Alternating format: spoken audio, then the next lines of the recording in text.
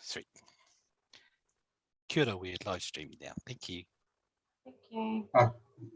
Kia ora mai anō tātou, haka tiwhera nei tēnei kaupapa o tāhiahi nei. Mō tā karakia mō tātou nei ko hara mai ki tēnei tā kaupapa I te purangi. Nā reira, kia tautarangi Māori ki Whanganui a tātou. He honore, he kōre ki te ato, he maungarunga ki te mato o te whenua, he hakaro pai ki na tangata katoa. Hange te ato, he nā kāhau ki roto ki tēnā o mātou, hakatungi e te wairu o tapu hai āwhina, hei tohutohi a mātou mai i kato. Hei ako hoki ngā kupu i roto I tēnei mahi. Ake, amene. Amene. Kia ora, Snow. Thank you very much for opening us up with a blessing.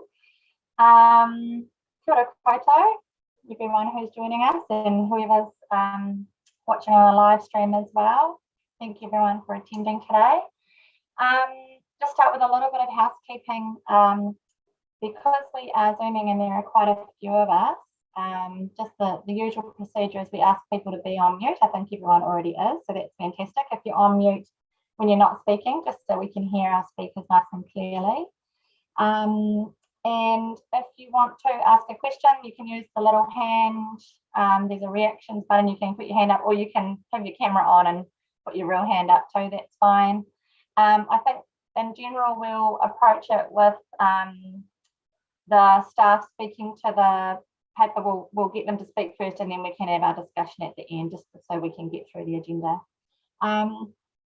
Another item of housekeeping is that at NRC we've had some changes in our structure, and so we have new staff members working with us in this committee. So I was just going to give Victoria, who is the new GM responsible for this area of work, and Laura, who's the wonderful administrator, an opportunity to introduce themselves, and then rather than doing a round robin now, I might just ask people to give themselves a little intro when they speak as we proceed through the meeting, just for the sake of timekeeping. So I'll hand over to you, Victoria and Laura.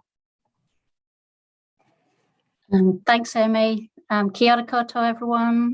Ko Wikitoria Howard, tōku ingoa, po te aki hapori. So hello, everyone, and my name is Victoria Howard.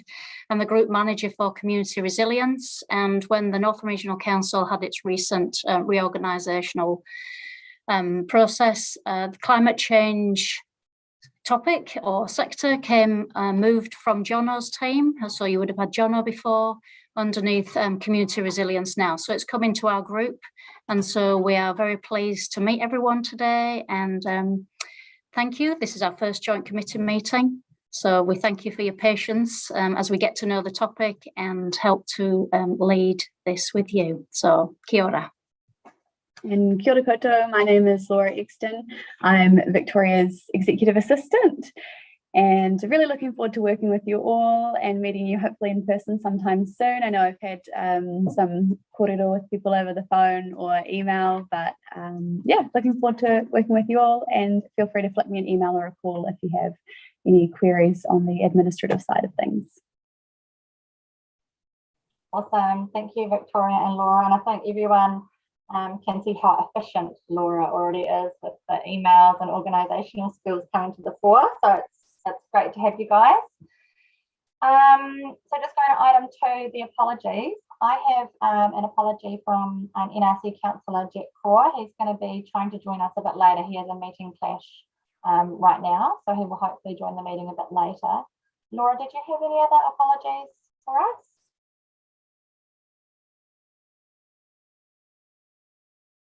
You are now on mute, I think, because Victoria muted herself.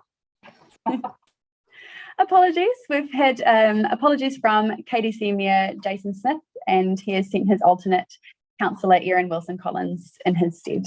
And we've also had apologies from Councillor Greg Innes, but Councillor Anna Murphy is here.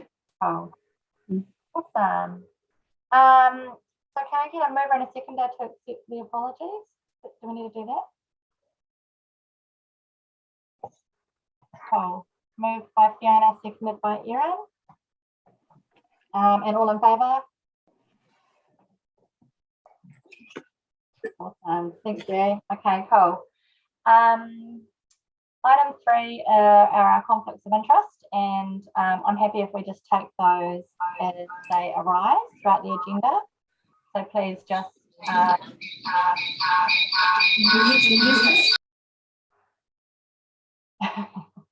welcome to the team in the NRC office. Thank you for muting yourselves.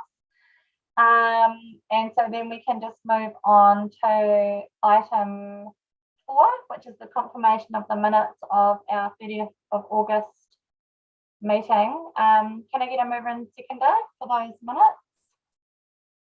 Who was present? Thank you, Councillor Anna Murphy. And seconded by Delarine Armstrong. Thank you. All in favour? Awesome. Cool. Okay, so I'm just trying to work my 2 screens here. And then item 5 is our receipt of action sheet. So that is on page 8 of the agenda. And so,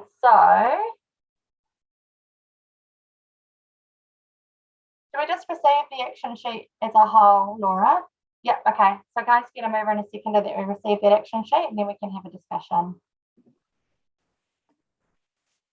Moved by Fiona Kemp, seconded by Erin. Thank you. Cool. So would we like to take this as read and just have questions? Is that the best approach? Yep. Cool. So I'm happy to open up for any questions from members. I appreciated the explanations that were there.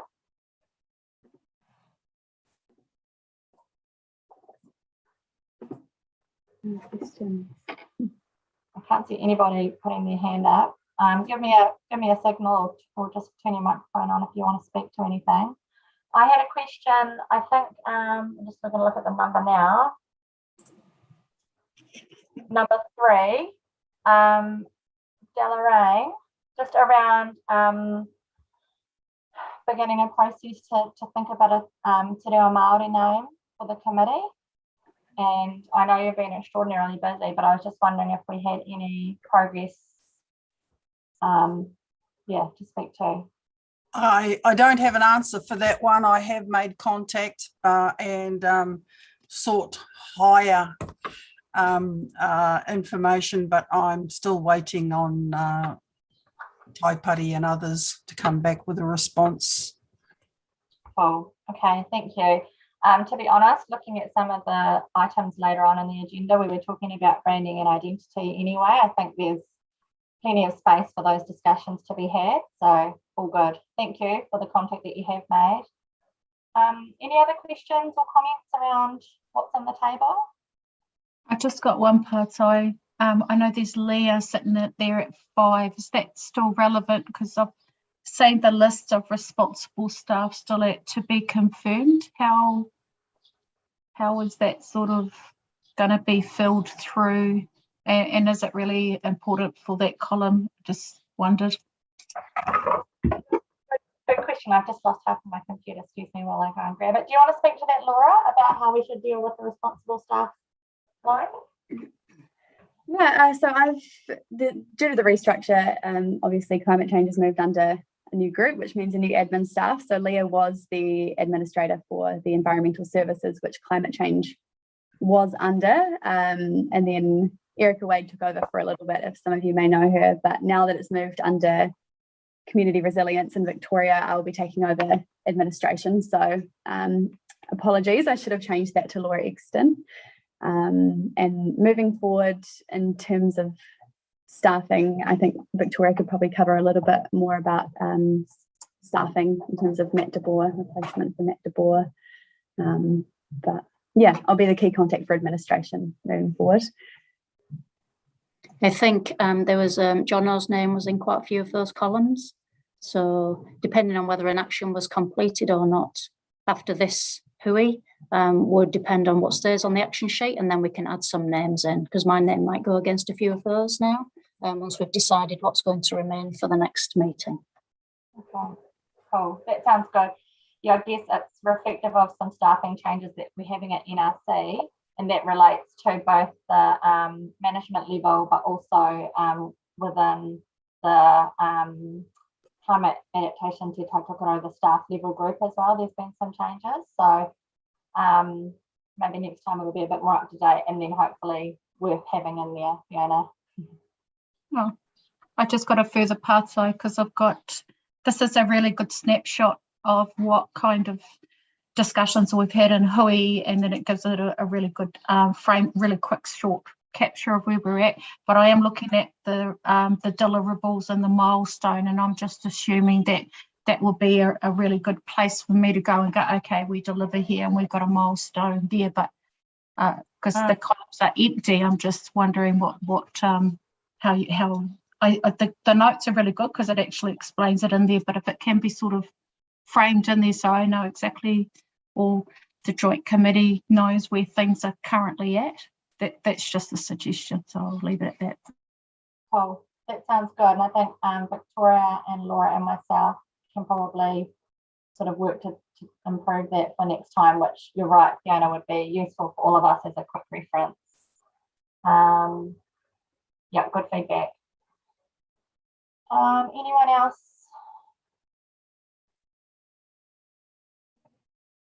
Would you like me to just give a quick update on action point 2? Yeah, sure. Thank you, Victoria. Yeah, so we just got through emails from the 3 district councils around the remuneration policy for non-elected members, and KDC have got a clause in their current policy which allows them to align theirs with the NRC policy that got passed in August, and FNDC have since updated their policy as well. So the 3 councils, NRC, KDC and FNDC, align with each other now for that policy. And the WDC have said that they will review theirs after the next elections. Cool, thank you. Good to be getting a bit more consistent, so that's really good. If there's no further comments or questions, I'll move us along to item 6.1, which is a bit of a biggie. All right, so this is page 9 of our agenda, the draft Te Tautokoro climate change adaptation strategy. We've got Justin Murfitt from NRC, who I think is going to speak to this. There are 4 recommendations here. Are we happy to take the 4 recommendations together? Have I got a mover and a seconder for those 4 together? Councillor Anna Murphy, happy to move. Thank you. Seconded by Fiona Kemp. Thank you. And so, Justin, do you want to? You are on here, aren't you? Yes, so I am. Yeah, well, I'm with you, in the room with Jan. In the same room over here. That's all good. We can hear you. You do look very small, but we can hear you clearly, so that's all good. You happy to speak to this? Yeah, sure thing. So, kia ora tātou. My name's Justin Murfitt. I'm a policy analyst with the Regional Council and have been involved with the CAT group since inception. So I have quite a bit of background on the development of the strategy and its history. And this is quite a big moment for your committee and the CAT group as a whole, and I think councils in Northland as well. Quite a milestone and an achievement. Good to see it go through its process and hopefully come out the other end and become a live implementable thing. So the purpose of this item is basically to give you a bit of a, sets out the backstory to how we got to this point. But the key thing, I think, is just to go through some of the feedback after the committee sort of endorsed it to go to workshops with each of the councils in Northland and tangata whenua advisory groups, and just highlight some of the feedback that we did receive. Have a bit of a PowerPoint if that's useful, or we can just talk through it if you'd rather. Share. PowerPoint, Justin, just to bring us all together to a shared understanding? Sure thing. We'll just try and bring it up. It's that one. Yep. That's the strategy. That's the strategy. What do you snapshot? PowerPoint there. We may have a few delays in getting the slides up, folks, but basically I can just talk quickly. Trying to minimize the meeting and find it on the screen. So basically the history, obviously the committee first saw the draft strategy itself on 9th of August, where it was workshopped and the committee provided feedback. A revised version was put back to the committee on the 30th, where the committee said happy for that to go out to the district councils and their town advisory groups. Can you see, is that? Hang on, nearly there. Yeah, click that and hit the share screen again. Can you see that? Can you see those slides? Cool. Okay, we'll just go. Yeah. Slideshow. Yeah, with us, folks.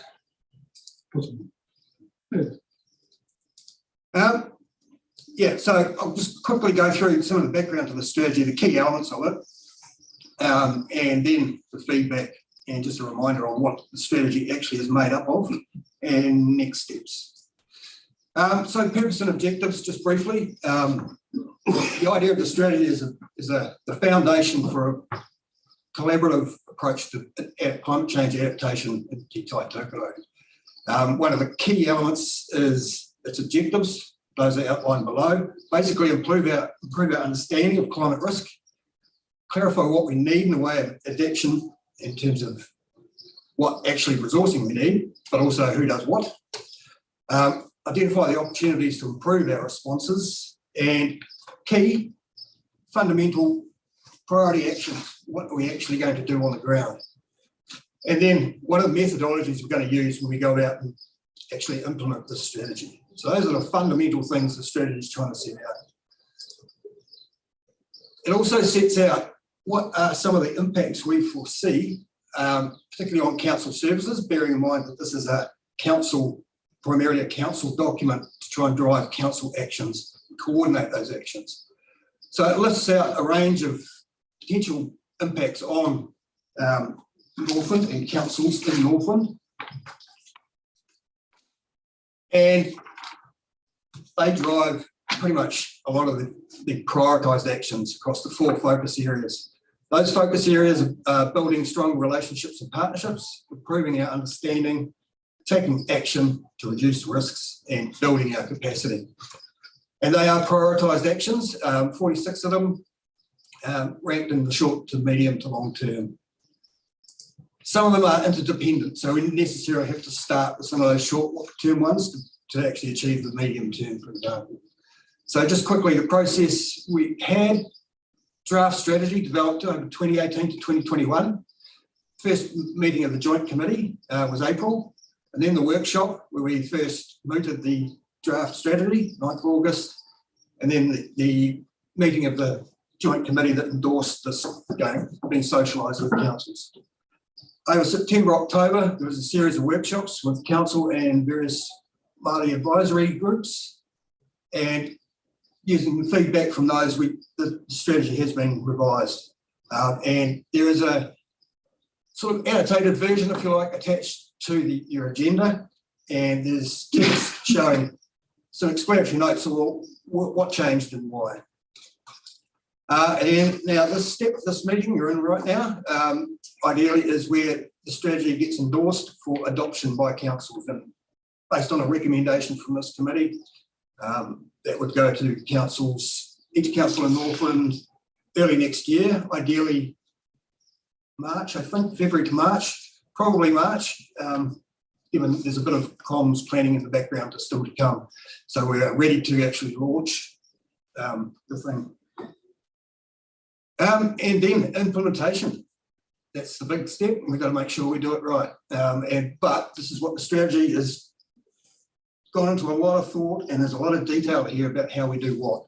There's also been a lot of planning in the background around the actions through council's long-term plans to make sure we've got the resourcing and it's coordinated so we can do what we said we'd like to do in those actions table. So a lot of background thought and a lot of preparation as well. So just a quick reminder, the different pieces that we have, the snapshot, which unfortunately we couldn't attach to the agenda, but I understand we might be able to present a sort of conceptual, what it might look like today on screen. And that's a strategy at a glance, I guess you'd say. Given the strategy itself is quite a beast and it is quite a long read, this committee basically said we need a shorter version. That was strongly endorsed by feedback from the councils and Tangata Whenua advisory groups. They also suggested a Te Reo Māori version, which will be in development as well. So that'll be basically a taste test. Hey, here's what it is, here's what it's about. For more detail, go and see the full version. The full strategy will be much as pretty much what's in front of you, attached to the agenda, with some tweaks given the feedback we received.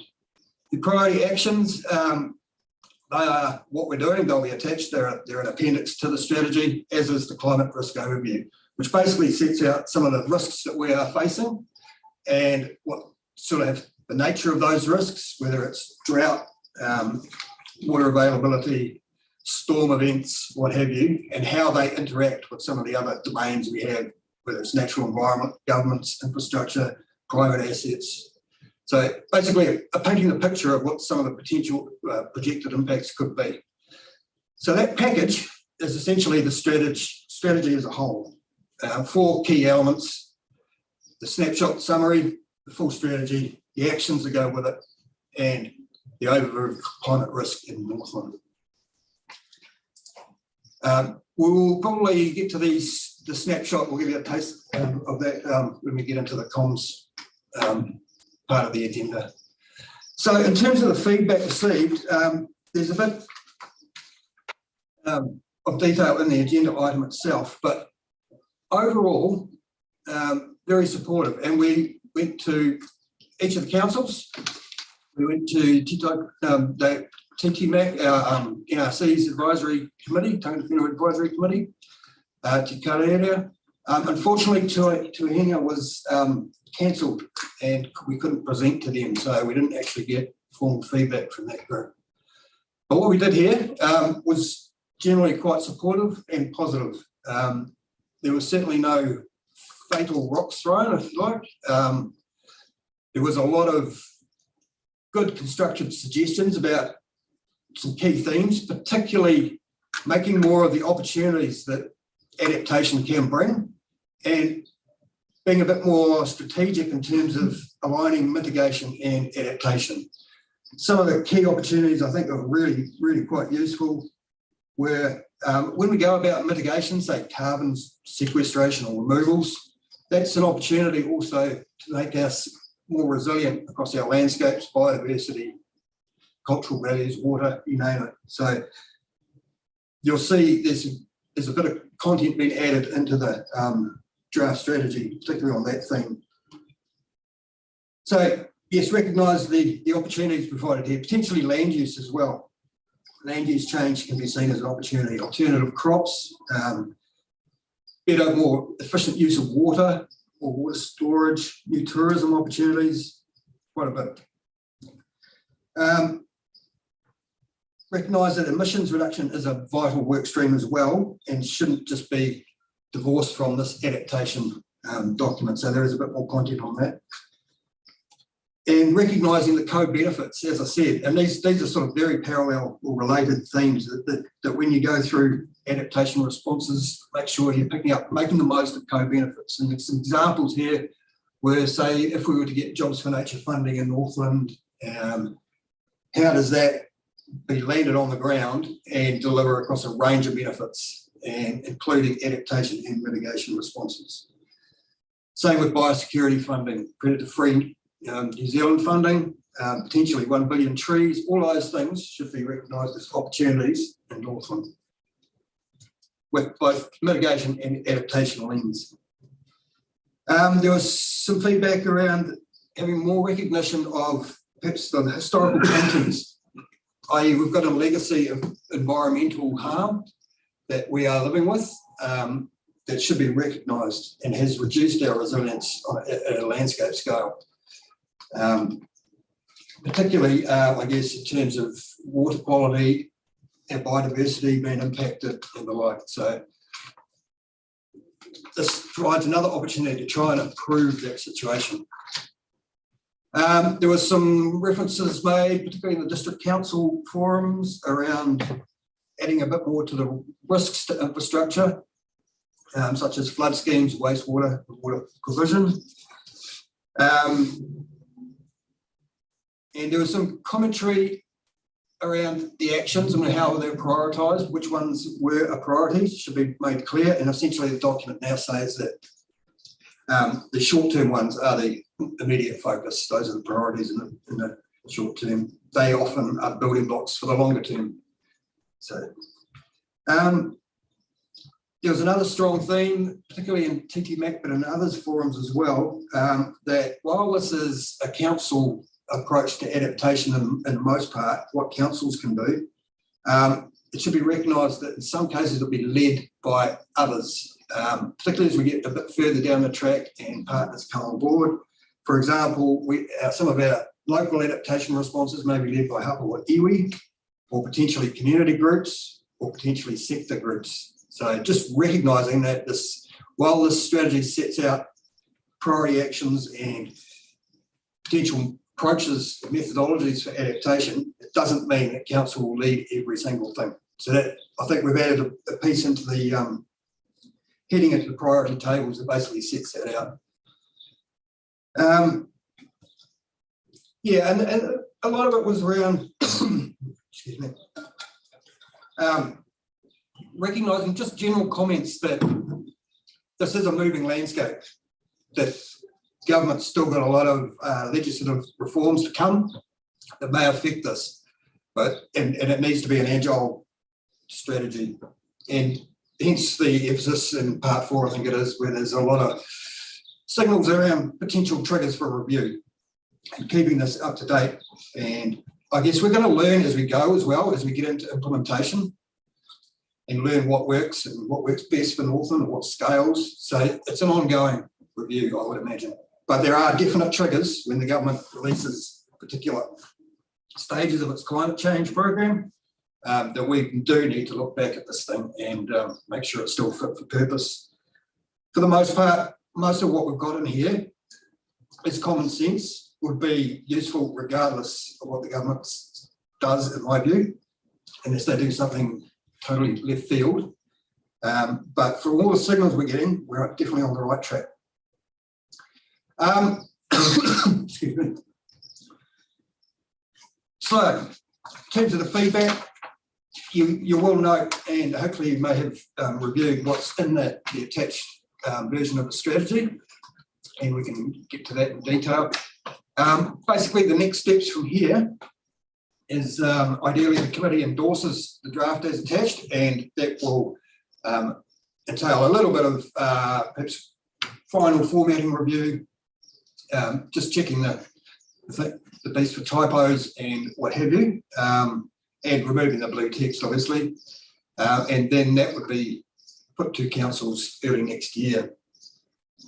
The snapshot still in development would be another piece of the puzzle. We'll get to that shortly. And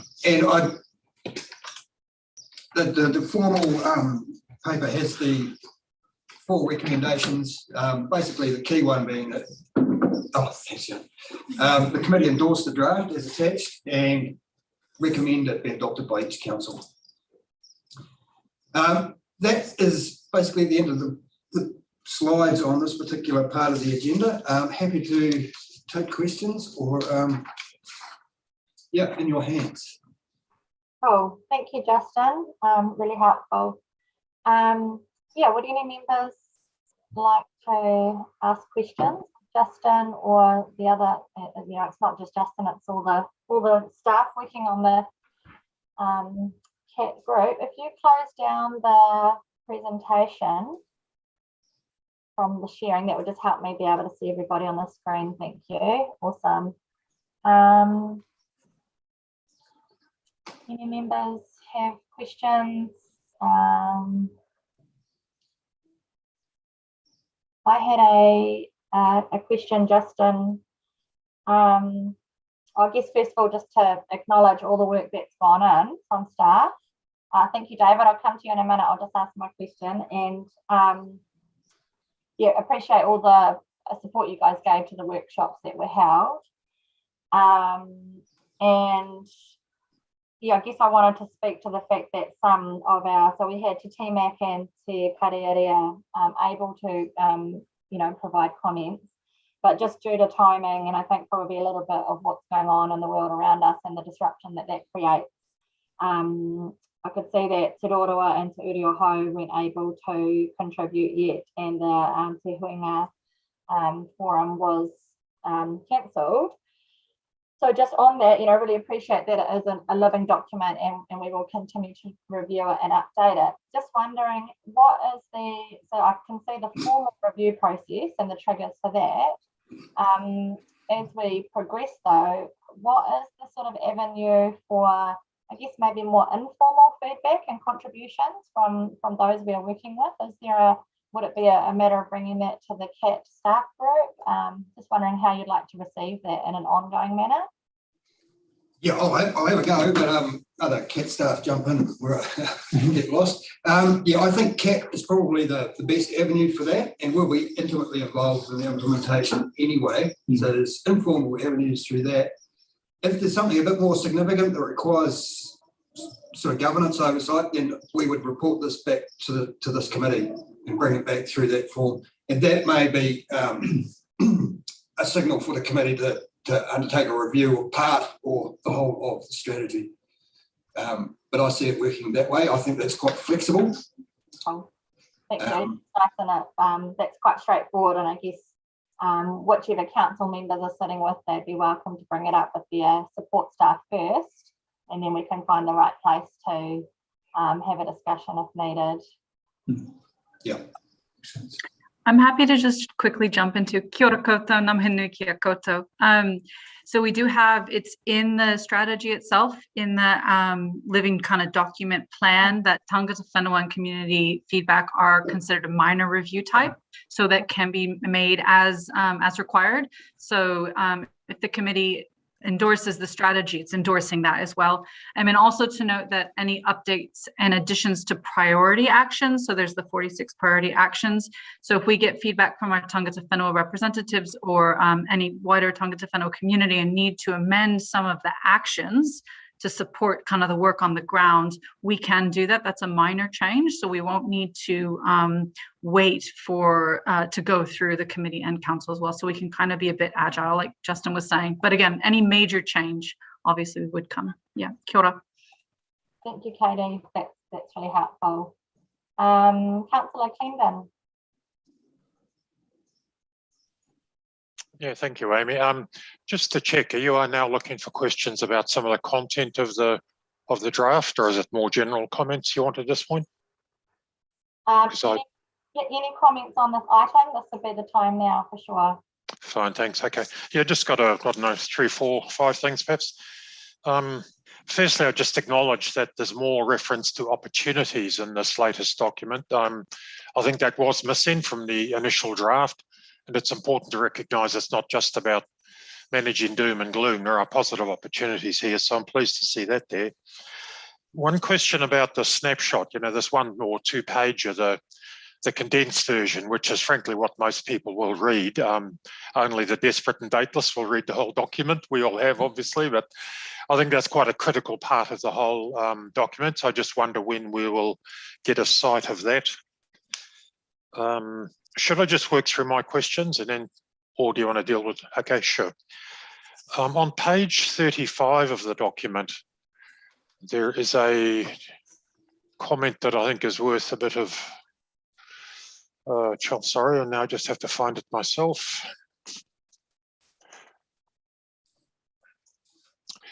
Page 35, where's it gone? Here we go, yes, there's a under the category of internal issues, there's a statement there that government approaches to environmental management are based on Eurocentric perspectives, which exclude Māori values. I'm not sure if that's talking about local government only or local and central or what, but I actually don't think it's a true statement. Perhaps our Māori values are not sufficiently recognised in some approaches to environmental management, but I think as a statement, it's very sweeping and broad, and frankly, I don't think it's a defendable statement. So I'd be interested in commentary on that one. Page 42, there's a comment to the effect that mitigation, that emissions reduction will affect Māori communities disproportionately. And I'm not quite sure why that would be. I understand adaptation, most certainly. But in terms of mitigation, I don't quite follow the reasoning on that point. There's a statement on page 50 in terms of water resilience. There's an example used of the Opuri aquifer, and there's something to the effect that there's some local concerns. I think that's a very provocative statement, to be honest. If people are going to zone in on single things and start criticising, I think that would be one of them. I think the science is debatable on the allocation up there. And I just flagged that it's only given as a sort of an example, and I wonder if it might be better simply to leave it out, because it could be poking a stick into a particular bee's nest that we don't have to take on. Finally, page 76, in terms of the significance of particular reviews, it suggests that the Three Waters reforms will come under the heading of minor, and I struggle with that a bit, given that the reform of Three Waters, as we currently understand it, will completely strip out any and all, in a practical sense, the councils will no longer have a handle on managing, allocating anything else to do with the Three Waters. So that to me would seem somewhat more than minor. In fact, I think it'd be quite major in terms of a lot of these things will no longer be our responsibility. So that's probably enough to be going on with from me. Thanks, Damien. Would you, I can try and respond to some of those, Amy, if you'd like. I think, yeah, if you can, I think you don't necessarily need to resolve them all, but maybe indicate, it looks like Bernadette's got some response as well. Maybe, yeah, if some of them need to be an offline, yeah, an indication would be good, thank you. Maybe I'll let Bernadette go first, and she'll probably cover them just better than I will. Bernadette. Kia ora koutou, can you hear me? Kia ora, can you hear me? Yes, we can. Oh, kia ora koutou, ngā mihi mahana kia koutou katoa. Good pātai.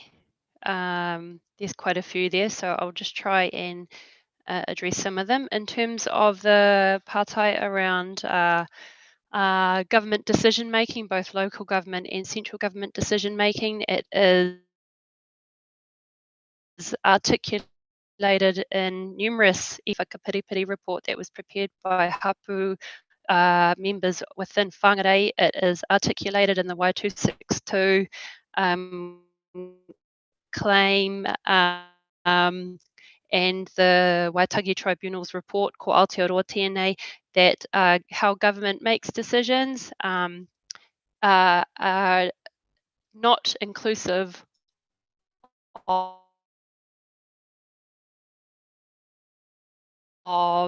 Te Ao Māori, of tikanga Māori, of how Māori view their relationship with the environment as a teina, as opposed to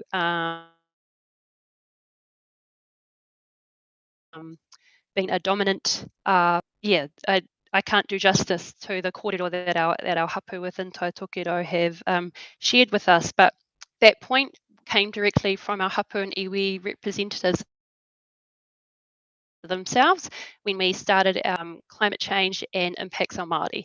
So we've tried to reflect that, and some of the kōrero from that report was directly out of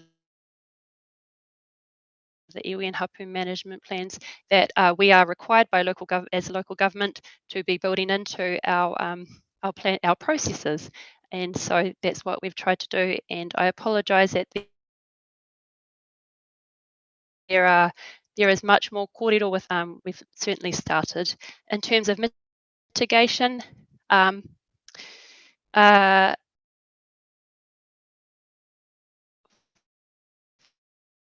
from our understanding, reducing your carbon emissions, things like electric vehicles, are simply outside of the affordability of many of our whānau within Taitokiro on a daily basis, and cover the general costs of living at the moment, as opposed to being able to buy expensive vehicles. We're still sort of using I guess fossil fuel driven vehicles at the moment, as a very simple example. And then things like leading low emission lifestyles, solar panels and that kind of thing, they're just outside of the ability of a lot of whānau to be able to participate in. And so when costs of the costs of generating the carbon emissions go up, it'll be those whānau who at the moment will be quite heavily impacted on them, and they're the ones who are least able to pay those, and they're also the ones least responsible for generating them. Sorry, I've forgotten the other pātai. Aroha mai whānau. If anybody else would like to share kōrero on that too, please. Awesome. Thank you, Bernadette. Two really good, helpful explanations as to why those perspectives are important in the strategy. Justin, did you have other questions written down? I've got a reference to the Aupōuri Aquifer as an example, maybe not keeping it in there, and also the question about the Three Waters reforms being deemed as a minor in terms of the review process. Yes, we'll start with the Three Waters thing. I think I'm inclined to agree with Councillor Clendon, actually. Not so much that it'll change the issues we're dealing with, but the entity A, if that goes ahead, we'll be dealing with a new creature of statute across a much larger scale. So it's Auckland and Northland.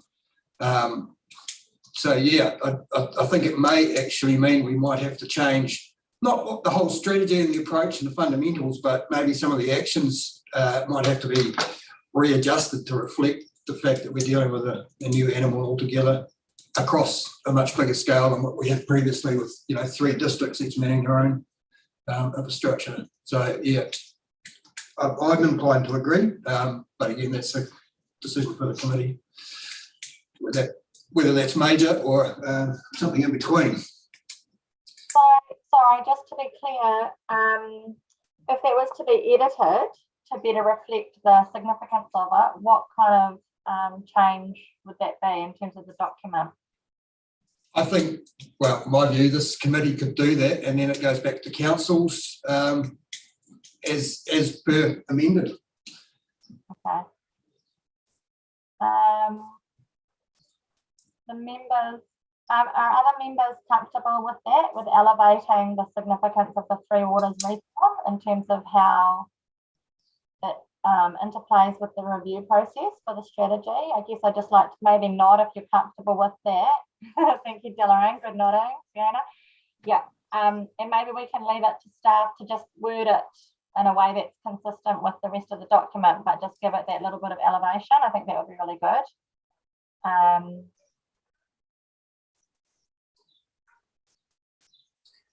And then, Justin, did you want to speak to the Aupōuri Aquifer or someone else who? I would, if possible, wouldn't mind just hearing from Councillor Clendon again, just what the issue was. Oh, thank you. Yes, it's the allocation of the Te Opere aquifer, I mean, given the massive increase in avocado particularly, has been contentious. Sorry, I'll just get the page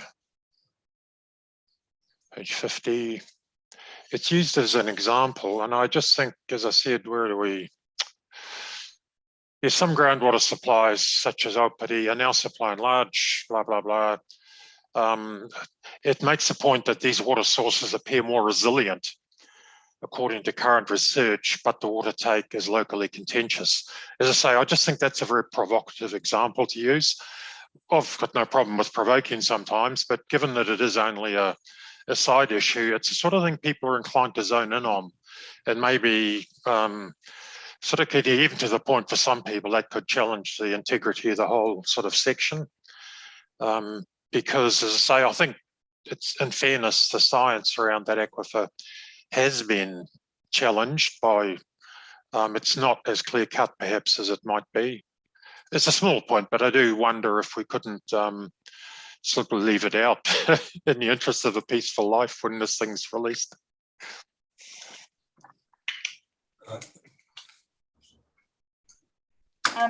Take your point that, yeah, I guess there's little to be achieved by raising hackles if not necessary, but obviously it's a view of the committee as a whole rather than staff work.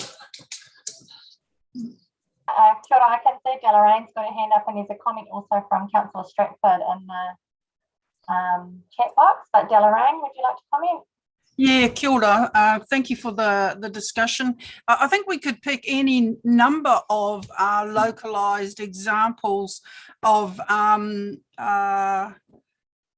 water resilience and the challenges in those. And I guess I hear you, what you're saying about Opere, but we could actually replace Opere with a number, given the 2 summers that we've had and the drought conditions and the pressure on a number of our towns here in Taitokerau. So I would rather not back away from it, but perhaps step into it. And if there are additional examples, then I think let's put them, because I think to back away from it might give us the impression that we don't have those challenges, which we absolutely do up here in Taitokerau.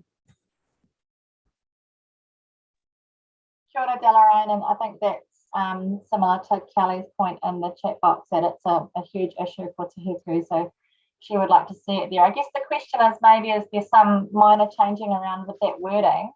So rather than sort of in this report commenting on the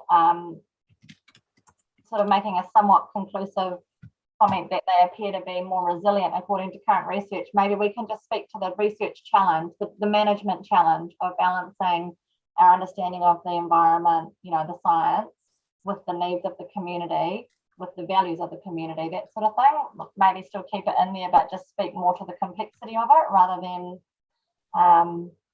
yeah. Kelly, is that a hand up? Do you want to speak to as well? It was an applause, because that was the point with the Aopuri aquifer. You know, whilst the research shows it's okay now, those avocados take a lot of water. They're like sponges. And what about the people? What about the housing that's coming up there? Yeah.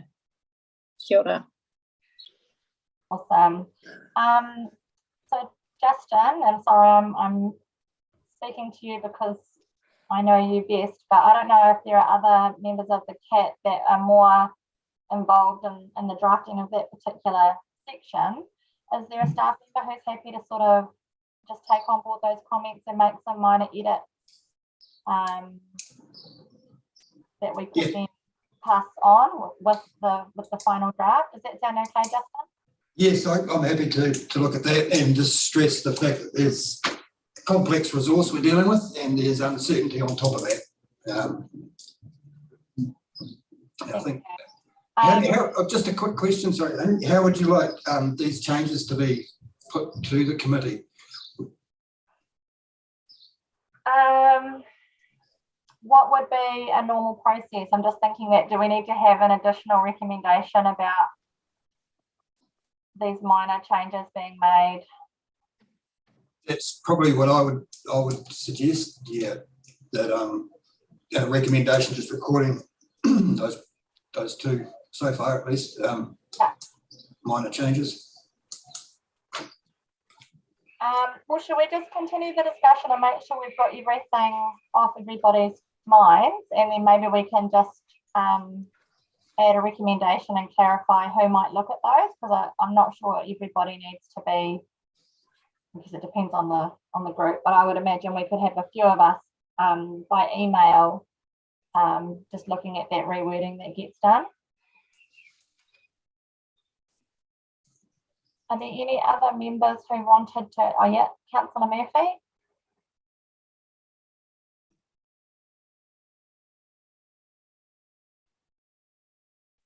You are still on mute. Can you unmute yourself? There, kia ora, everybody. Can you hear me now? Yeah? Can you hear me? Oh, good. Hi, everybody. Yeah, it's a really big milestone. When we look back a few years ago, people were just starting to talk about adaptation at a governance level. So I'm really excited and happy to endorse the strategy that we have today. I think, and thank you to Councillor Clendon for his questions. I would say, in my opinion, I think wording changes like that are minor, and I see that, you know, in the recommendation that we've moved, that it does allow staff to make minor amendments. So I think that what we're talking about so far, I haven't heard anything that I think is significantly, you know, away from the original intention of the strategy. So my thought would just be that the resolution already covers staff making any of those little changes. I'll only speak once, so I just wanted to say thank you very much to staff. And looking back now, I think it was great having that additional step in bringing the draft strategy back to councils. And it was really wonderful. Thanks, Delaraine as well. She came to the WDC workshop. And yeah, elected members gave some really good feedback, which was great. There was one thing that Justin said earlier, which I thought was interesting, and that was just that within the strategy, it's important to keep the door open so that if other community groups or hapu want to come in and maybe lead an action or collaborate with council in kind of spearheading an action, I thought that was a really interesting point. And I think that that's yeah, we've got this amazing strategy, but the key now will be our communications plan. And so I think if we want to keep that door open and make the most of that opportunity for communities or smaller groups to really take on an action, we'll have to really look at our comms strategy about how we can do that.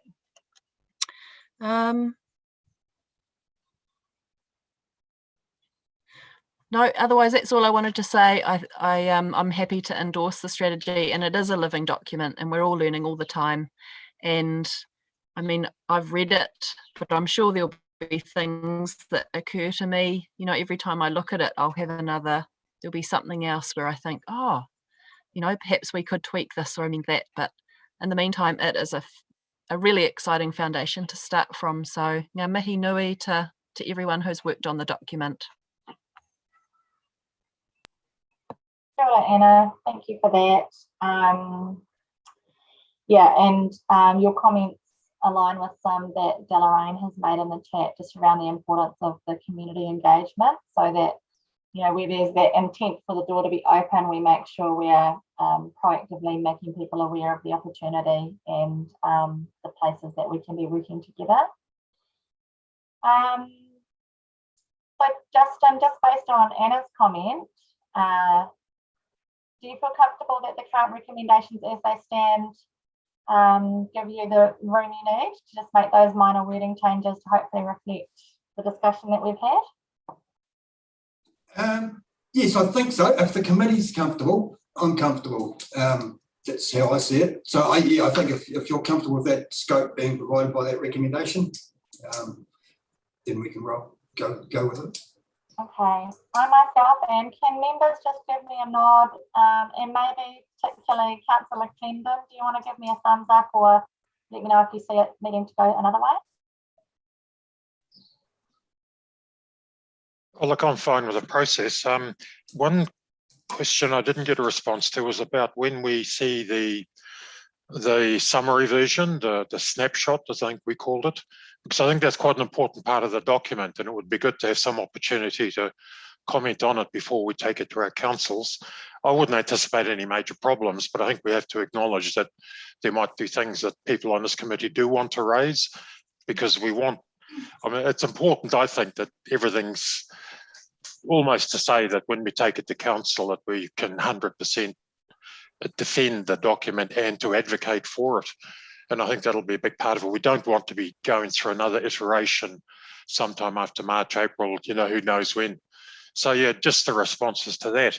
And the only other point, I'm still a bit uneasy about that item on page 35 I mentioned that claims that that Māori values are excluded from approaches to environmental management. I mean, you can't get a resource consent without a cultural impact assessment. The RMA is, you know, there's lots of references to Māori value, worldviews, etc. Conservation, Environment Act. It might sound like a small point, but actually I take the point absolutely that often these provisions may be honoured in the breach, that there's maybe insufficient acknowledgement, but the bold statements that Māori values are excluded from environmental management, I think is simply indefensible. Okay, so I can see Bernadette's got her hand up probably to respond to that. My understanding, David, is that the snapshot is going to be part of one of the coming sessions, just in the same meeting, is that correct? Yeah, hi Amy, I can speak to that. Kia ora everybody, Emma from Whangarei District Council Communications. We actually have the snapshot to share with you. We'll be talking about that in the next few slides, so we can speak to that soon. Oh, perfect, thank you. And Bernadette, would you like to just, I'm not sure how, yeah. Kia ora.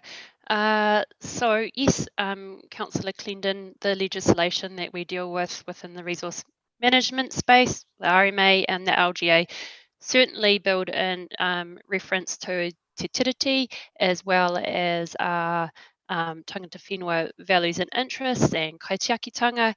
However, in practice, those are not followed, and you can absolutely submit an application for resource consent across all of the councils without actually having a CIA.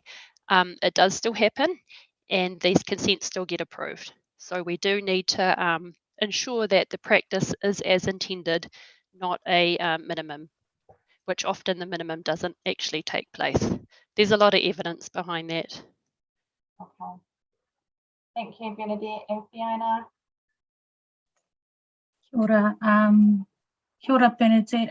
Just Councillor Clendon, I just wanted to sort of reinforce what Bernadette is actually saying as a practitioner that does complete resource consent, cultural values assessments. The value assessments are considered under the legislation, but we don't have the terminology of must have regard. Otherwise, our values would be applied to the consent conditions in the most simplistic way I can put it. So although there's provision to recognise our Māori values, the application of what that looks like in a land use activity or whatever activity, it is considered by councils, but in actual reality, they tend not to, well, the legislation doesn't allow it to have must have regard for, then the nature of the value would actually probably look a lot different than what it is now. But I understand your partai, and it is more sitting around the legislation opposed and the application of the legislation where that commentary is coming from. And we see that often in the environmental courts, that commissioners have a bit of a struggle understanding Māori values, relationships and kaitiakitanga. So I think we've come a long way since 10 years And that's a positive we can take away from that, that Māori values are actually starting to be recognised. And then if it's put into a legislative space, then it's it will be regarded it's just as valued as an environmental impact. So kia ora, I hope that helps, Councillor Clendon. Kia ora, Fiona, thank you for that contribution. Yeah, I think based on that discussion, I'm really comfortable with that remaining in there. You know, while I'm hearing where you're coming from, David, I think the evidence is there that we need to keep those statements as they are. So going back to what we need to do now, we have the 4 recommendations, and I have a mover and seconder already, I believe, was Anna and Fiona. So are we happy? Is everyone, any other comments before I, oh yep, Councillor Erin Wilson-Collins. Thank you, Madam Chair. Yeah, I just wanted to just clarify that KDC is happy to endorse this strategy as well, and just to give thanks to the staff that have worked on this document. It is extraordinary, and especially our staff member Katie Simon, who has done such a marvellous job with receiving our feedback and getting it incorporated into the document. That's really awesome to see. So I just am looking forward to getting this through, and it's so I'm extraordinarily surprised that such a huge amount of work has actually been done only since August too. I think that's really remarkable. As council's work, that's an achievement. So well done, everybody involved. Thanks. Thank you, Erin. Yeah, you're right, it is impressive. And yeah, just full credit to all the staff that have been involved. Fiona, is your hand up again, or is it just up from last time? Sorry, I didn't notice. Sorry, it's up again. That's all good, you're welcome. Hey, look, I just, from Te Reo host perspective, yeah, really happy with the document. Unfortunately, wasn't able to give our full feedback, but I think you captured most of it sitting in the committee, along with other conversations that we've had directly with Kaipara District Council through the many touch points that we have. I didn't have a lot of parts. I'm just really glad that there is some triggers for reviewing minor changes, because there are some minor changes in there. So I'm glad we've got a process to be able to do that, to keep the document live. I am just endorsing the uplifting of the Three Waters reform as not minor, but actually quite major, in particular for Māori communities, and in particular if they're looking to be a drinking water provider in a non-connectable space. We really need to look at how that is led and looked at. Along with Councillor Clendon, like to see the snapshot. I know everybody would read that. I was looking forward to it. It would have saved me a lot of reading, but and just probably Justin, really glad to look at the parts around the legislation and our readiness to be able to have this plan flexible enough for us to be able to still have action and momentum, but be ready for whatever tools come out of the climate change adaptation. I don't know whether it's going to be weighted towards council capacity or injection into actual action plans, but then also looking at the MBE and considering will we meet the bottom lines for admission that will come through as a result. So I'm feeling really comfortable that this plan will actually give that flexibility for us to do it, will give council capacity to do it as well. So yeah, ngā mihi mahana ki a koutou I tō te mahi e pāna ki te whakapakari o te tāiao. I'll probably catch up with Della Rain and really look, I know it's coming into the branding, but having a look at that kōrero around the naming and the whakatauki as well. Yeah, really looking forward to that. So that's my last comment. Kia ora, Amy, could I just make a comment? The comment about the Opori aquifer, my apologies if I'm saying that wrong, that sounds like it might be a minor wording change, but I'm just thinking with the Three Waters reform from minor to major, if it helps, just to be safe, I'm happy as the mover of the recommendation to change number 2 and to incorporate the wording that to reflect that change. If the chair you think that is a safer thing to do. Thanks, Anna. I can see, I'm not sure if it's related, but Victoria and Jono are on the screen as well.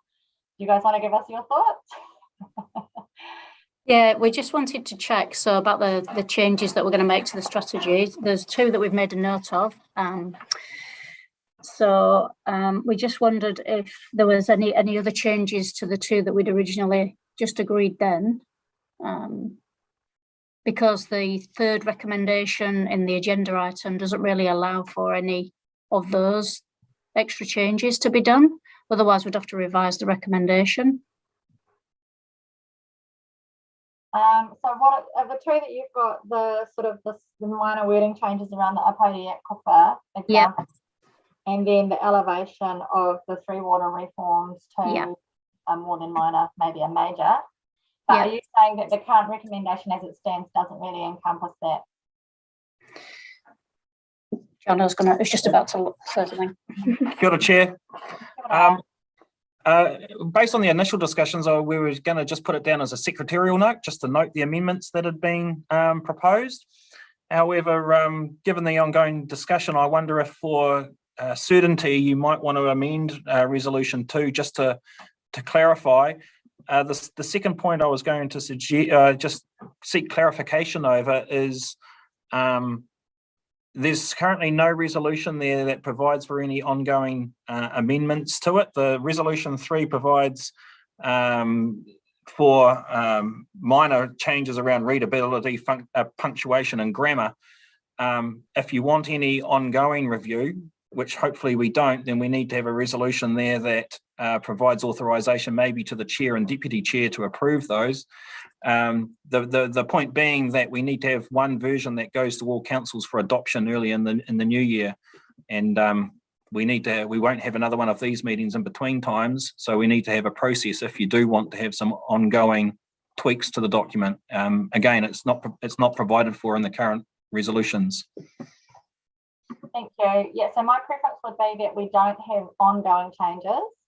So I'd just like us to stick to what is being discussed today, and that's not to stymie anyone from bringing any last minute thing up now, but I think we do need to have sort of a collective ownership of it so that as we go out to our individual councils, we're all on the same page.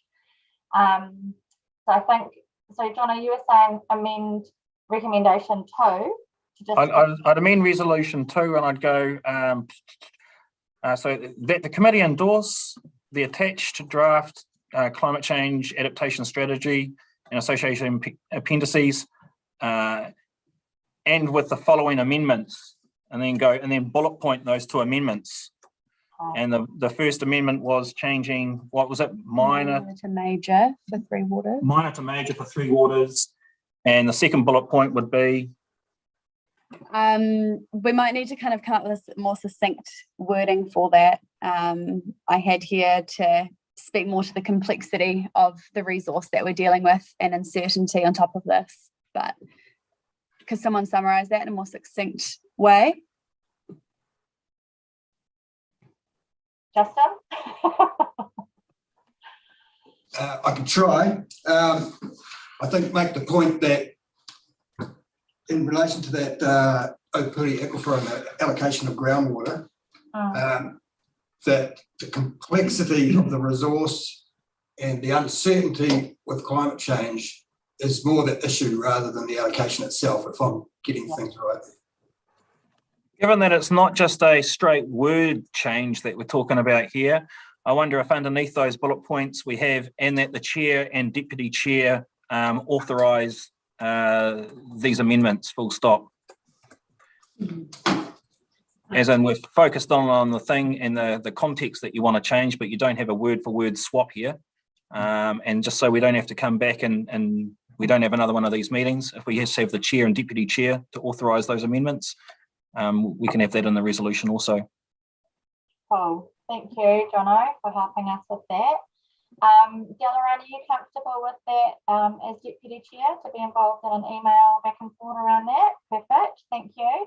And can I just check that Anna and Fiona, you guys are comfortable with that amendment to the resolution?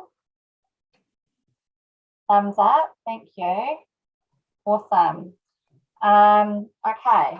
So then, and you've got that, Laura? You've got that covered? We're all good, thank you. Okay, cool. I've got some notes too, so I'm sure between us we'll have it nice and tidy. Okay, so we've got our mover and our seconder for the 4 recommendations, as well as the amendment that Jono has just worked through with us. So all those in favour, can you please give me a signal, either a noise or a hand? Sorry, Amy, did we also change the Māori from minor to major as well? Or was that not needing to change? I can't remember. The discussion around the Māori issues was just with regard to the wording used around. No, there were 2 topics. There was the wording used plus items like in that chart. I don't have the agenda up on my screen now, where it listed what would be minor or major. I thought it was Deloraine that raised that, or was it Fiona, about it was right at the beginning. Sorry, I don't even know. No, that's right. I'm just trying to find the table to have a look. I was just with the deliverables on the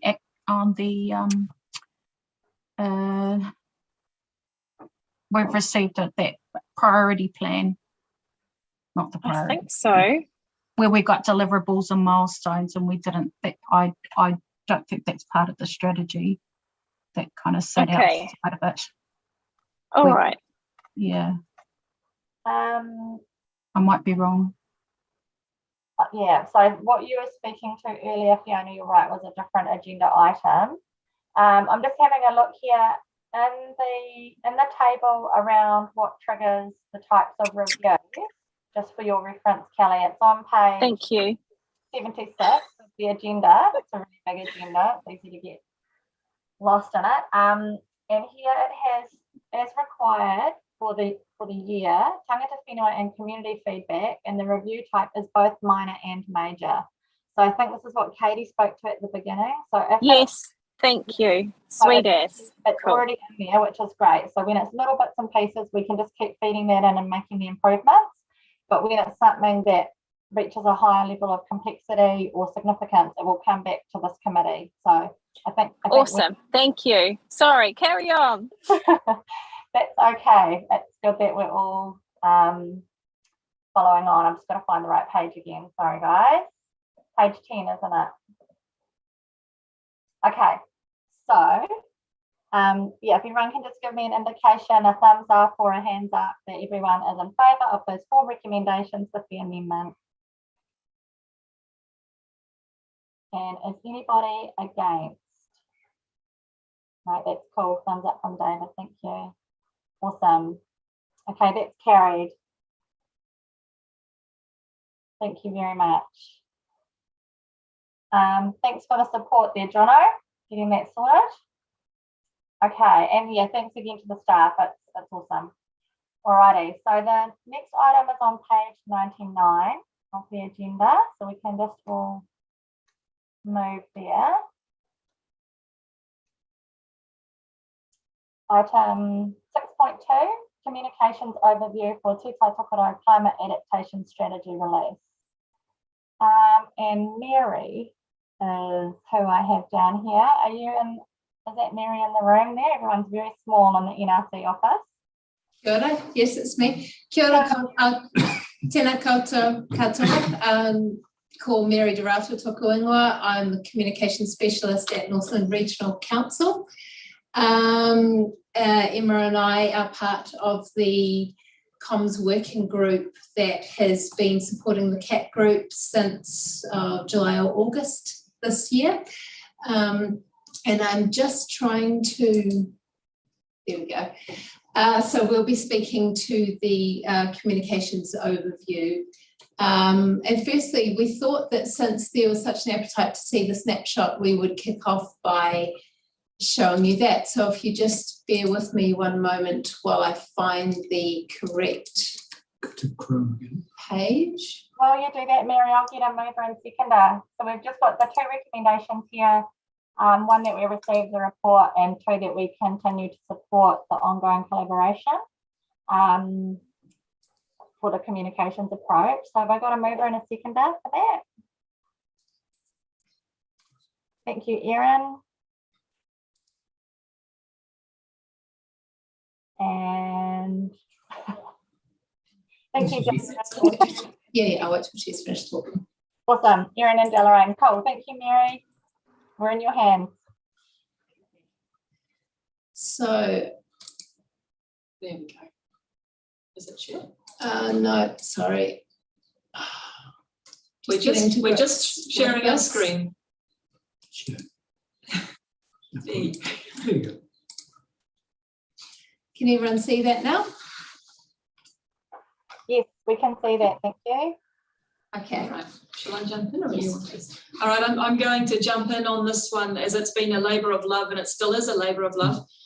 We had to reduce something around 20,000 words into a small A5 size booklet that people would actually want to pick up and look at. The title page you're looking at now is not going to look like that. That's just a placeholder. We're searching for suitable graphics, the right kind of photograph, the right kind of vibe. So this is just a placeholder.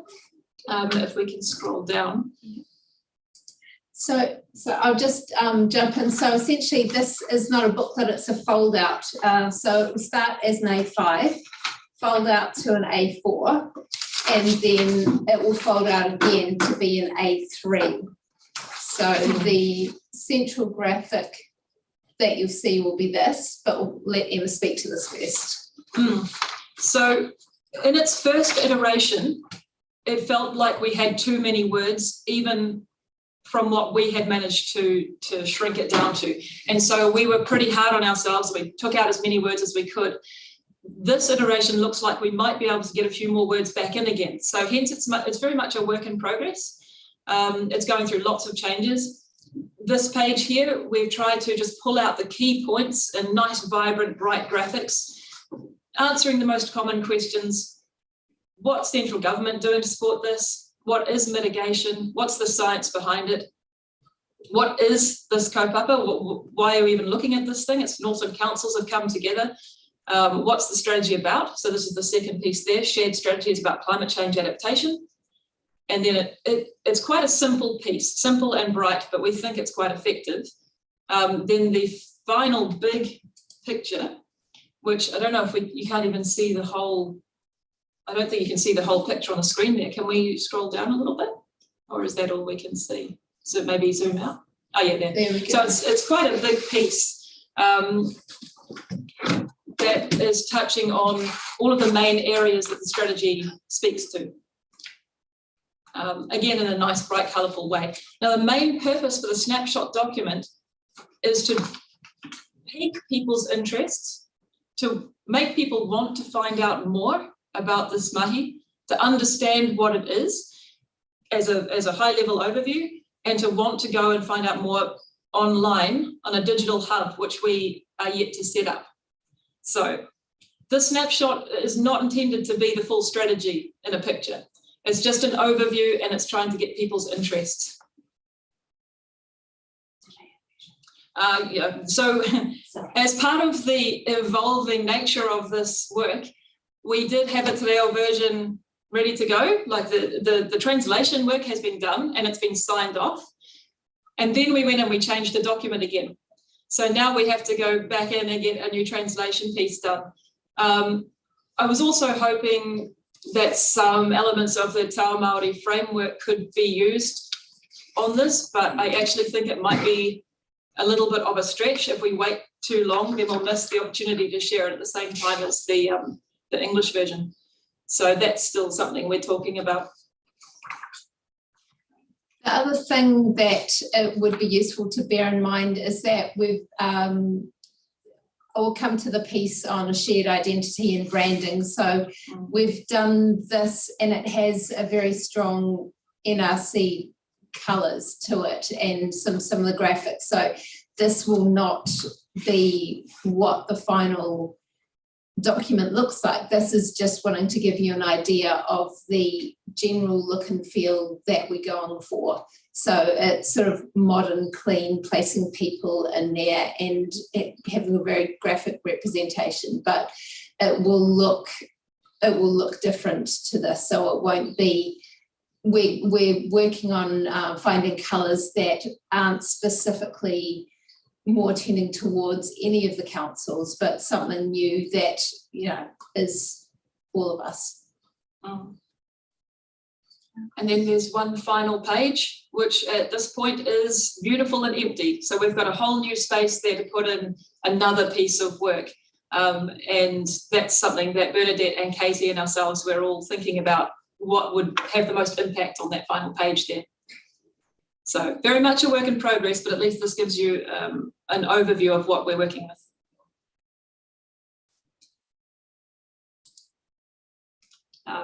Were there any questions at this point just about the snapshot before we move into our communications plan strategy? I just had one question and it just relates to that last page. So right now it has the council logos on it. And I guess this actually relates to the next item, but just wondering into the future, will we continue to have our individual council logos? Because to me, straight away missing from here is the representation that we have from our Māori members, you know, in this work. Yeah, would we continue to be showing the council logos themselves, or will it be completely a new logo which incorporates all involved in this mihi? So that's a very good question. That comes down to the branding and identity piece, which we are still trying to work through. Okay, sorry, I'm getting ahead. No, that's okay. But it looks like a really beautiful document, thank you. And I certainly want to look at it more, so it's achieving its goal of attracting attention. Did any other members? Oh, I guess the main question is, what's the next step for this? Are you actually seeking feedback from us, or is this more of an update and then you're going to like come back with the revised draft? I guess, yeah, would you just like to clarify what you have in terms of next steps and then what you might need from us, if anything? Sure. I'd love to take feedback at every step of the way. So if there's any feedback today, please pass it on to us because we will incorporate it as much as we can. Ideally, I wanted to present you with I guess, a more polished version in the first instance, but this is what we have right now. So the more feedback, the better. Would we be, because we didn't get a chance to have a look at this in advance, I guess what would be great is if we could maybe have a copy that we can read the detail, because on the screen the wording is quite small. And then would you be happy to receive feedback by email from members? Yeah, that would be fantastic. Okay. Yeah, we can organise that. Cool. If you can send it out to us and let us know a time frame for email feedback, that would be really useful, and we can make sure we get it back to you in a timely manner. I can see David's got a comment. Kia ora, David. Yeah, thank you. Yeah, partly was to ask the same question about what chance we get to comment on this. I know with our Far North comms, one of our major priorities, I guess, with our comms people is getting the language as simple and everyday as it can possibly be. Even to grab an obvious one, ask the random punter, what is public infrastructure? And we know exactly what we're talking about, but even phrases like that are so commonplace to us that we might forget that there could be a big chunk of our population, of our folk who don't actually know what we're talking about. So, but yeah, I'm happy to take some opportunity to feedback as this document evolves. Oh, thank you, David. Oh, cool. Now I can see everybody. Anybody else? Oh, yeah, Councillor Murphy. Thank you. It looks amazing. That's the kind of thing I like to see. Makes me want to pick it up. I was just wondering, is there anything on there where it kind of incorporates the priority actions? I was having a quick read. Does each little text box kind of summarize some of the actions, or will there be a specific kind of comment about the fact that we have this action chart that we want to try and work through? There isn't a sort of itemized going through of making sure there's a set number of priority actions in the snapshot. Sorry, yeah, no, you're right. 46 priority actions was a bit tricky to try and fit into an easy to read snapshot. However, we have that final page, and I've got a lot of ideas in my head about how we can best use that space and whether it's priority actions or not. The one thing that's in my head is these priority actions may change. They're flexible, whether we print them and then we find that we can't go out with that whole document now because we've got that priority action listed there. That's one of the concerns, but definitely up for discussion. The other thing that we've been thinking about, and Emma's quite right, we do need to try and keep this as timeless as possible because this is a long piece of work that we're all embarking on.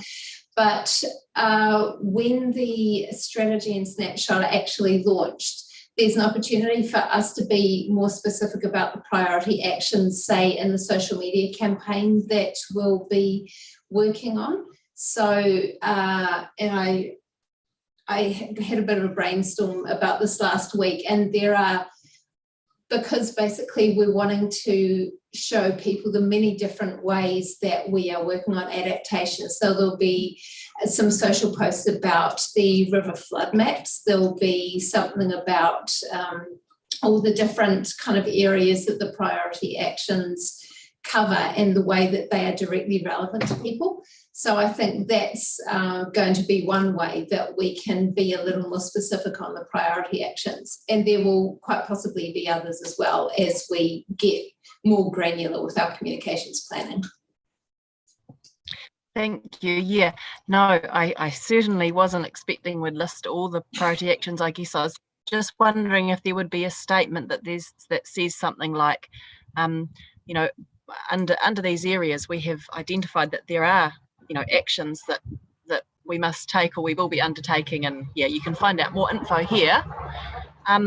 The other thing I was thinking about on that last page, we've been doing a strategic review up at Kiwi North, and the guy who's come up to do that with us, he's really interesting. He's a brilliant museums guy, and it's all about the fact that, you know, the future of museums, it's an interactive future. So it's the customer they want to, you know, really have input and be involved in the process. So I think it would be quite cool to have something on the back that really somehow engages the individual, something that really grabs them and speaks to them about becoming a part of it. And maybe, I don't know, that was just a thought. But anyway, it looks great, guys. Thank you very much. You're welcome. I do hear you as well, Councillor Murphy. Perhaps the back is the best place to put a specific call to action. So these are all good questions, and I'd love to hear more feedback. Thank you. Okay, shall we move on with the rest of the... Right. We have a very short and sweet PowerPoint. Let me just find the right page.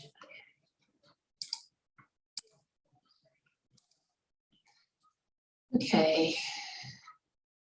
There we go. Communications overview. So So we thought we'd start by giving you an idea of the time frame that we're working to. So next month, we're hoping to run a branding and identity workshop, which I'll speak to in the next agenda item, and signing off the snapshot following feedback from committee members and work within the CATCOMS working group.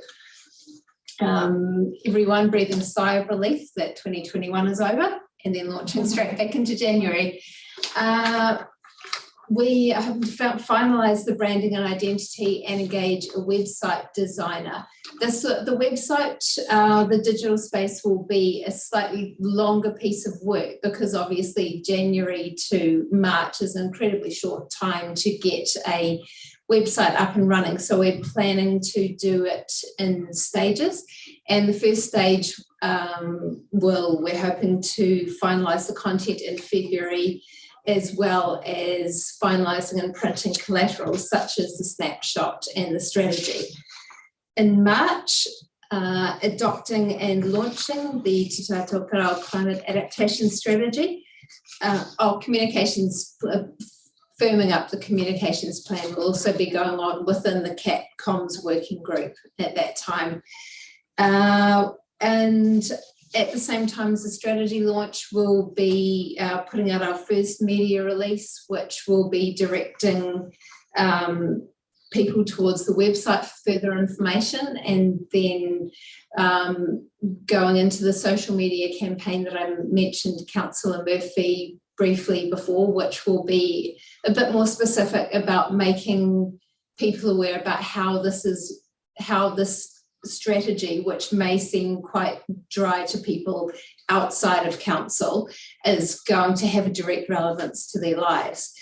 And also in March, we want to begin connecting with community and stakeholder groups, because we know that there are a couple of challenges that there are a number of challenges that we'll be facing in this, which we'll speak to later, but we've some members of CAT have already had community groups contacting them who are really keen and really involved and wanting to know what's going on. And so we thought that that would be a good time to start talking to them, linking into people like Enviro Schools or getting back in touch with Carbon Neutral Kere and kind of getting them interested and involved and seeing what they can do to spread the word as well. Oh, sorry, that was April. Getting ahead of myself. So that work will just all flow up from there. I think it's March through to April. March through to April. I guess I'll just keep going, and then any questions, feel free to shoot them through at the end. So the one thing we've been really conscious of when working on this strategy is that there are two very distinct pieces of work. There's the strategy launch, and there's the much wider mihi that we're going to be doing over a number of years. So we need to be sure that we are keeping the messages around the strategy, or that we're not trying to bite off more than we can chew and solve every question at once, because that's frankly just too big a piece of work. And the challenges of communicating around climate change are things that comms professionals have been wrestling with for years already. So we are keeping our key messages very tightly focused to the release of the strategy. And this is the general gist of what we're going to be saying. Northland's climate is changing and we need to adapt now. Northland's councils are working together to empower, guide and protect communities. So we're introducing the idea that councils are working together, hopefully under a new shared identity, to help communities get through and prosper in uncertain times. And this joint strategy is a first step towards building strong communities that can continue to adapt in the face of the changing environment. So each of these key messages will be tailored to key stakeholder groups, such as tangata whenua, farmers and coastal communities. So for tangata whenua, we will hope to use some of some of the knowledge and guidance that comes from the Te Ao Māori framework, and also incorporating Māori purakau and values. For farmers, we'll do things like talk about the fact that climate change is happening now and having an effect on how we farm, or perhaps the access to your farm if your farm is frequently affected by heavy weather events, and how climate change is changing the way we farm. And so it's possible to find opportunities in that to say develop new crops, or and coastal communities will be talking to them about the issues that I'm sure they already know that they face, about rising insurances, dunes being eroded, and even the communities who live near rivers, because with the release of river flood maps that NRC is doing, there'll be the opportunity for people to really focus on the risk and what they can do to mitigate that. And that's me now. Oh, and we're handing over, I'll talk to these last couple of slides here. So now we're looking at how we measure success with this work. And one of the most important things that I think we all try to achieve in communications is that our audience feels that they understand what we're trying to put across. So that is first and foremost, that the community in tangata whenua feel like they understand what we're talking about, first off, and that they understand what the strategy is in a bigger sense. The reciprocal channels of communication are open between councils, community and tangata whenua. What that means in practice is that it's a two-way communication. It's not just us speaking to our community. We want very much for our community to speak back to us. And in that sense, a big piece of what has been missing in our talk so far is expanding on what a digital hub will look like.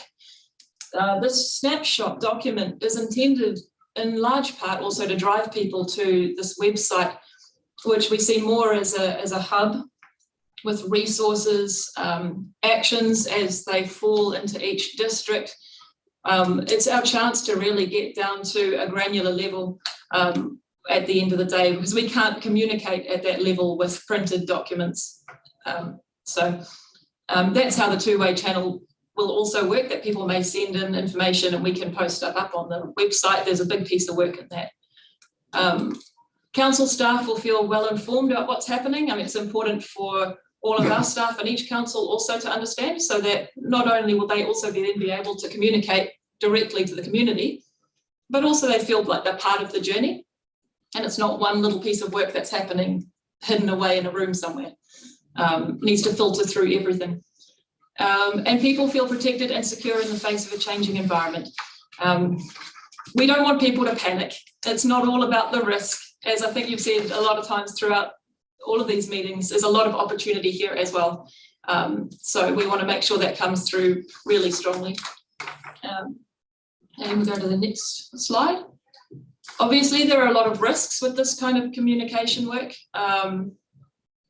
First and foremost, we don't really have an identity at this point, and we recognise that by putting the 4 council logos on the back of the snapshot document. We're missing out key stakeholders already. So that's a huge risk from my point of view and from our point of view. So the faster we can get an identity, the better for everybody. Then that'll be on the website, that'll be that digital hub, it'll be everything. Project failing to engage with tangata whenua in best possible way.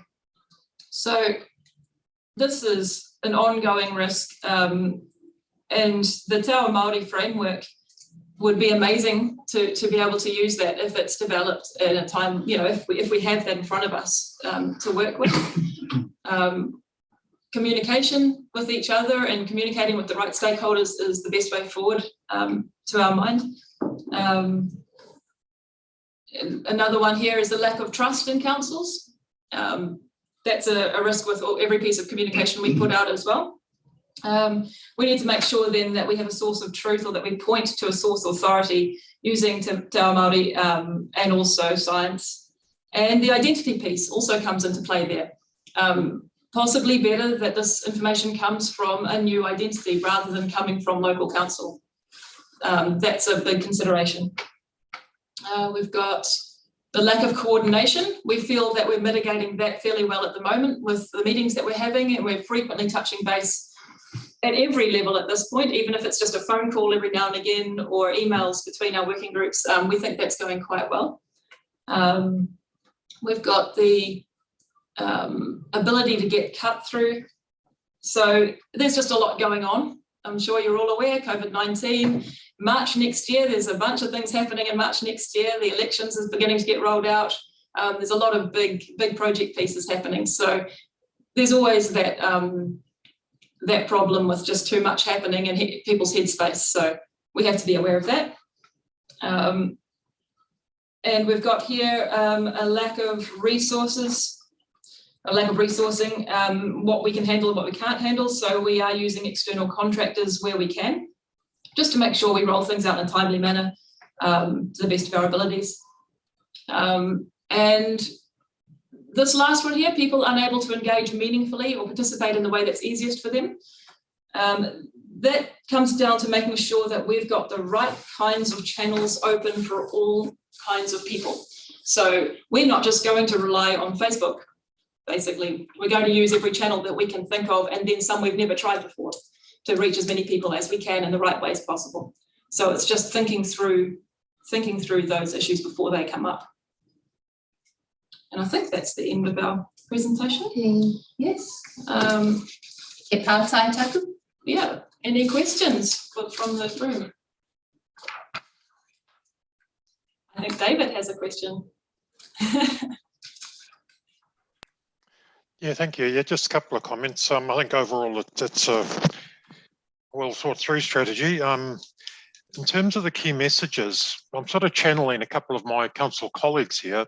You do use the word empower communities, but I think it's important that we do stress that it's not us telling communities what the problem is and what they need to do. I think we need to recognise that for some communities would insist that councils are actually late coming to the party. Some of the private sector business community will say that councils and government, in fact, have been quite slow responding. Some of the voluntary community sector would suggest that, again, that maybe they're even a little bit, and they've got things that we could learn from them. So I think it's important that it's not seen as a kind of a top-down, we know the problem, we're going to tell you the solution, that we acknowledge that we're listening for solutions as well. Similarly, the only other comment, and you did, yeah, you kind of resolved it partly in your risks mitigation. You talked about a digital hub, and this is the digital world, absolutely. But just a bit of a factoid, that this last census, we discovered that in Far North District, something like 21% of households do not have an internet connection. The schools discovered this, you know, with COVID lockdowns, they started to try and roll out online teaching and discovered how many kids simply don't have that access. So while, yes, we do want a really strong digital presence, we also have to make sure that we are getting through to people who are not comfortable or don't have access in that channel. And as I say, you did kind of touch on that in your last point under your risks and mitigation. Yeah, it's about all from me. Thank you. Thanks, absolutely.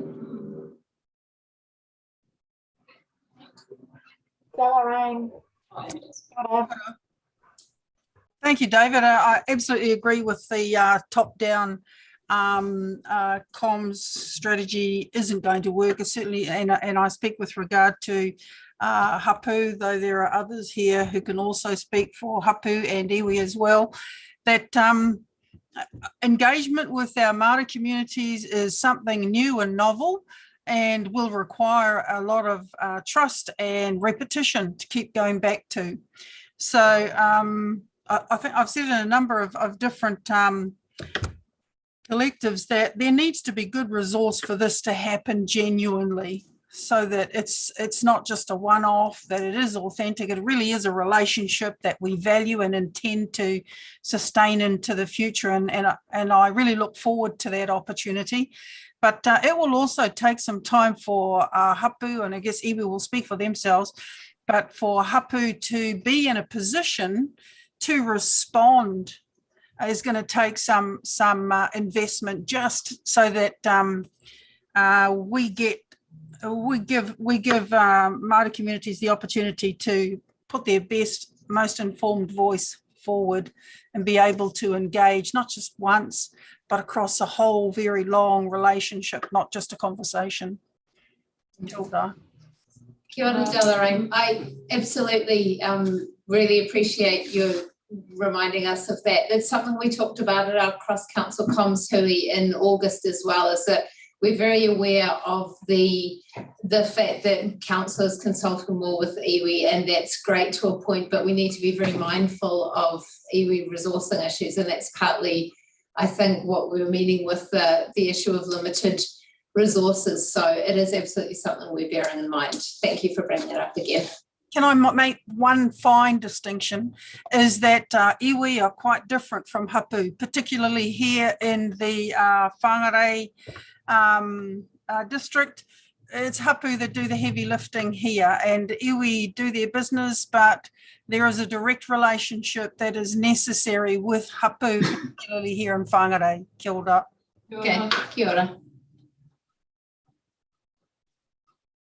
Fiona. Kia ora. Thank you for the presentation. It's got quite a good scope of, as you say, different channels.